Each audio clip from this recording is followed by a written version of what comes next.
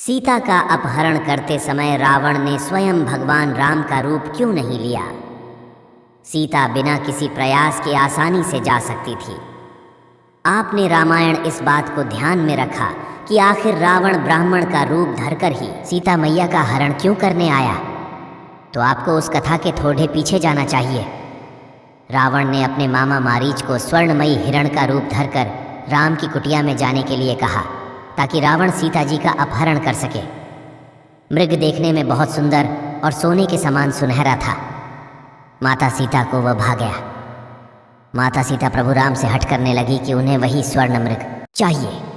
राम ने समझाया लेकिन वे नहीं मानी। आखिर राम चले गए। राम का बाण लगते ही उस माया रूपी मारीच राम की आवाज़ में हाँ लक्ष्मण हाँ सीते चिल्लाने लगा। जैसे सीता माँ और लक्ष्मण ने आवाज़ सुनी, उन्होंने तुरंत लक्ष्मण को राम की सहायतार्थ भेजा। अब समय था रावण के आने का। रावण आरशी का रूप धरकर आया और भिक्षा मांगने लगा। यदि रावण राम का रूप धरकर आता तो सबसे पहले सीता माँ चौंकती कि अब भी राम व्यथा से कराह रहे थे और अभी क्षण भर में यह मेरे सामने सकुशल कैसे उपस्थित हैं। वह रावण को तुरंत पहचान लेती और लक्ष्मण रेखा से बाहर नहीं आती। यदि न भी चौंकती तो सबसे पहले लक्ष्मण के बारे में पूछती, जिसका जवाब रावण नहीं दे पाता। पुनः सीता जी उसे पहचान लेती। फिर मृग के बारे में पूछती कि मृग कहाँ है। रावण जवाब में कहता कि वह भाग गया तो सीता फिर हटकर बैठ जाती और रावण उन्हें लेने लक्ष्मण रेखा के भीतर नहीं आ सकता था। इस तरह वे फिर पहचान लेती। अतः रावण राम का स्वरूप धरकर नहीं आया, वह ब्राह्मण का रूप धरकर आया और बाकी सारी संभावनाएं समाप्त कर दी।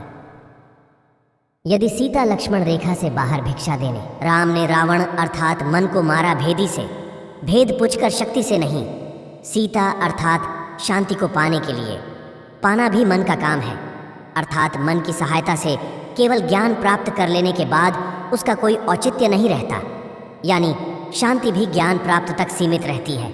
अथम समय में सब कुछ त्याग कर अकेले अर्थात जीव ने ही अपने सत्स्वरूप में लौटना होता है। नहीं आती तो उन्हें श्राप का भय था, जो कि वे नहीं जानती थीं कि यह माया रूपी राक्षस रावण है। उस काल में ब्राह्मणों का सम्मान भी उतना ही था। अतः सीता उस बहरूपीय द्वारा हर ली गई। इसलिए सीता अर्थात शांति जैसे उत्पन्न हुई थी वही लौट जाती है अपना प्रभाव छोड़कर। वन का मतलब जगल्य से है अर्थात ब्रह्म। वहाँ जाने से राम नहीं मिलता, न कोई क्रिया कर्म आदि करने से। राम ने जितनी भी तत्वों से शक्ति इकट्ठा की, उन्होंने जीव शरीर की रक्षा के लिए इस्तेमाल किया ताकि भक्ति कर सके राम को पहचान कर। इसलिए राक्षस प्रवृत्ति के लोगों को मारना वध कहलाता है, पाप नहीं। लेकिन एक पूर्ण महापुरुष ज्ञानी द्वारा। सीता वनवास का मतलब है भक्ति करते समय विचार से दूरी, अर्थात सुख दुख से पार होने का अभ्यास गृहस्थ रहते हुए। बिना वस्तु रहते हुए अभ्यास बेमानी है।